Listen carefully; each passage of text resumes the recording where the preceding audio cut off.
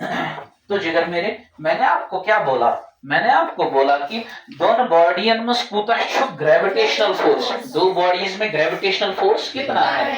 For that we have universal law of gravitation, we have universal law of gravitation. तो universal law of gravitation को Newton's law of gravitation भी कहते हैं, ठीक है? तो ये हमें असल में क्या कैलकुलेट करके देगा? ये हमें कैलकुलेट करके देगा कि दो बॉडीज में ग्रेविटेशनल फोर्स कितना है। क्लियर? तो फॉर दैट मैंने आपको बोला we have two bodies, let it be A and B, ठीक है? And the bodies have, and this body have mass m1 and this has m2 and the distance between them is r। distance पे भी ये depend करता है, मास पे भी ये डिपेंड करता है, और बस इन दो मीडियम पे डिपेंड नहीं करता है, अभी मैं आपको बोलूंगा। तो न्यूटन ने क्या गोर्निश का उसने बोला कि the gravitational force between these two bodies is directly proportional to the product of masses, product of masses, यानी कि मास कोता शीमन दोनों बॉडीज अथ ग्रेविटेशनल फोर्सेस से डायरेक्ट रिलेशन क्या है? Direct relation. तो यहां से समझ में ये बात नहीं आती है ना, अगर मास है ज्यादा तो ग्रेविटेशन, चाहे इसका मास ज्यादा, इसको अभी छोटा मान लो, अगर m1 है ज्यादा तो फोर्स ऑफ ग्रेविटेशन ज्यादा होगा, अगर m2 है ज्यादा तो फोर्स ऑफ ग्रेविटेशन फिर भी ज्यादा होगा। वहीं अगर दोनों आसन बज बॉडी तो फोर्स ऑफ ग्रेविटेशन ज्यादा होगा। समझ आवा? तो पहली बात क्या है, पहला स्टेप क्या है इसका? The force of gravitation is directly proportional to the product of masses, is directly proportional to the product of masses। अब जिगर मेरे सुनो, अब डिस्टेंस पे डिपेंड करता है, मगर याद हो जो डिस्टेंसेस पे अच्छी इनवर्सली डिपेंड करना, ठीक है? मैंने आपसे इससे पहले बात की है इसके मुताबिक, it is inversely proportional to r square, inversely proportional to r square, यानी कि force of gravitation, force of gravitation is inversely proportional to the square of distance between them, square of distance between। तो general square को अभी एक side में रखता हूं, अगर r आई ज्यादा यानी कि बॉडी आसन ज्यादा दूर, अगर बॉडी आसन तो फोर्स का क्या होगा? समझ आवा? अगर r आई कम फोर्स ज्यादा होगा, क्योंकि this is inverse relation, this is direct relation. समझ आवा? तो कैलकुलेशन के लिए जिगर मेरे, इस वाली इक्वेशन का नाम हम एक रखते हैं, इस वाली इक्वेशन का नाम दो रखते हैं, ठीक है? इन दो को मैं कंबाइन करता हूं, बकरा की हमजा कंबाइन, ठीक है? तो कंबाइन कैसे करता है? लेफ्ट को लेफ्ट के साथ, राइट को राइट के साथ, मतलब वो f is directly proportional to, ये r स्क्वायर डिनोमिनेटर में है ना, f is directly proportional to then m2 divided by r square. यहां पे जिगर मेरे एक जनरल स्टेटमेंट वर्ड फॉर्म में आप याद रखोगे, सो क्या show? The gravitational force between two bodies is directly proportional to the product of masses and inversely proportional to the square of distance between them। जरा रिपीट कर लो। The gravitational force between two bodies is directly proportional to the product of masses, is directly proportional to the is directly proportional to the and inversely proportional to the square of distance between them, and inversely proportional to the समझ आवा?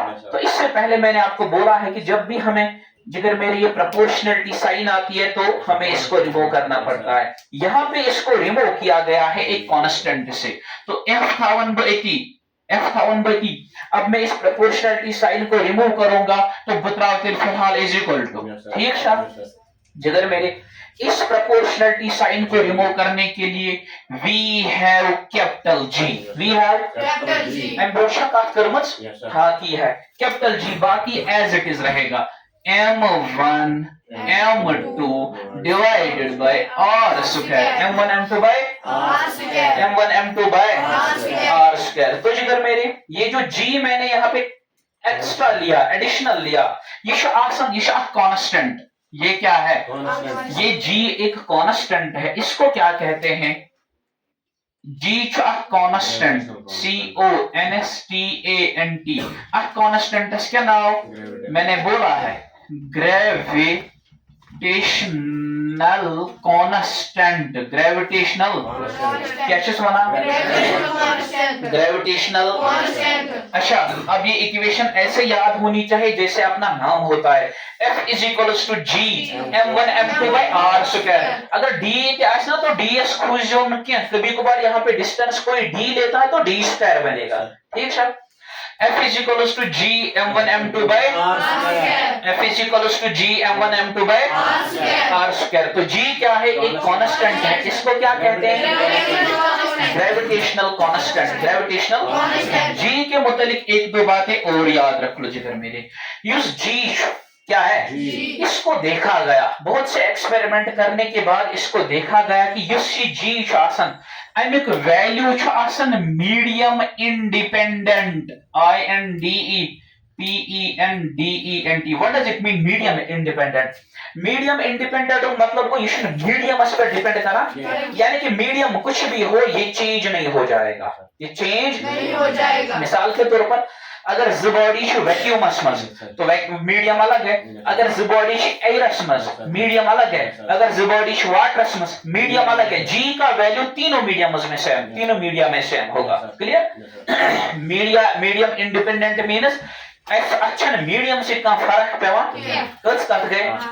दूसरा सुनो जिगर मेरे, ये मास independent भी है, ये क्या यानी कि अच्छुन मास कम छा ज्यादा छा जी का वैल्यू फिर भी एक ही रहेगा। वंशन पे वैल्यू पता कि मैं बोल रहा हूं अभी आपको कि जी का वैल्यू मास इंडिपेंडेंट भी है, यानी कि अच्छा मास से फर्क पेवा। मतलब अगर अख body your earth your moon g का वैल्यू सेम रहेगा, अगर your sun your moon body गई ना चेंज, मास को ना चेंज, जी का वैल्यू तब भी सेम ही रहेगा, जी का वैल्यू चेंज होने वाला गए। तीसरी बात जिगर मेरे, ये डिस्टेंस इंडिपेंडेंट भी है, DIST डिस्टेंस इंडिपेंडेंट भी है। मतलब डिस्टेंस से फर्क, अगर 10 मीटर डिस्टेंस तब भी वही, अगर 7 मीटर डिस्टेंस तब भी वही, अगर ज्यादा डिस्टेंस है तब भी वही। डी का value, the value of D is independent of medium mass and distance. अच्छा मीडियम से फर्क पेवा, अच्छा मास से फर्क पेवा, अच्छा डिस्टेंस से फर्क पेवा, तो मतलब को जी कांस्टेंट। जी क्या है, जी के लिए मैं आपको एक एग्जाम्पल देता हूं, यानी कि वैल्यू ऑफ जी कैलकुलेट करने के लिए मैं आपको एक एग्जाम्पल देता हूं। वैल्यू ऑफ जी देखो जिगर मेरे, अगर हमारे पास एक बॉडी है ज बॉडी कैसे, ये ए ये बी, इसका मास यूनिट में लूंगा 8 kg, क्या है 8 kg, इसका भी मैं यूनिट मास ही लूंगा। इनके बीच में मैं जिगर मेरे डिस्टेंस लूंगा, इनके बीच में मैं डिस्टेंस लूंगा यूनिट डिस्टेंस 1 मीटर, 1 मीटर, ठीक है। तब क्या होगा, तब क्या देखो क्या होगा वो क्या है, इनके बीच में अब मुझे फोर्स कैलकुलेट करना है, ग्रेविटेशनल फोर्स। मास कितना है, इसका डिस्टेंस कितनी 1 मीटर, तो F is equal to G m1 m2, m1 के बदले 1, ठीक है, उसके बदले भी डिवाइड बाय r स्क्वायर को 1 स्क्वायर को 1 ही हो ना, 1 1 जार ये कुछ नहीं है ना। तो जिगर मेरे इस वाले केस में F is equals to G, F is equals to G। कब F is equals to G? When the two bodies have unit masses separated by 1 meter distance। यम साथ दोनों बॉडियां ना मास 1 kg each separated by 1 meter distance, तो F is equals to G, F is equals to G। तो यहीं पे इस G का value calculate किया गया, याद है जो इसका वैल्यू ऑलरेडी मैंने आप अच्छा ये कैलकुलेट, इसको जिगर मेरे बहुत से एक्सपेरिमेंट्स के जरिए से कैलकुलेट किया गया। एक एक्सपेरिमेंट इसमें मशहूर है, 2 गोल्डन बॉल्स ली गई, मास ऑफ यूनिट, फिर वहां पे क्या कैलकुलेट किया गया, देखो मास क्या 8 kg, डिस्टेंस 1 मीटर, तो एफ जी के बराबर निकलेगा ना, समझ आवा। तो जितना वैल्यू फिर एफ का होगा जी का भी वही होगा ना, चलिए समझ मैंने क्या बोला। 2 गोल्डन बॉल्स को लिया गया, 1 kg 1 मीटर डिस्टेंस, उनको एक थर्ड से कनेक्ट किया गया, यानी कि कोता फोर्स करिए टेक्नोलॉजी और एडवांस टेक्नोलॉजी से देखा गया कि तम साफ युक्ता फोर्स ऑफ ग्रेविटेशन नेरा सुई गोना जीक वैल्यू समझ आवा। तो उस वाले केस में इसको कैलकुलेट करके क्या निकला वैल्यू ये थो जो याद 6.67 into 10 raised to power -11 unit अभी आपको नहीं पता ना यूनिट मस्टर भाई सुनो एक सेकंड यहाँ पे पत कर कैलकुलेट अति ब्लैक पत यूनिट ठीक देखो जिगर मेरे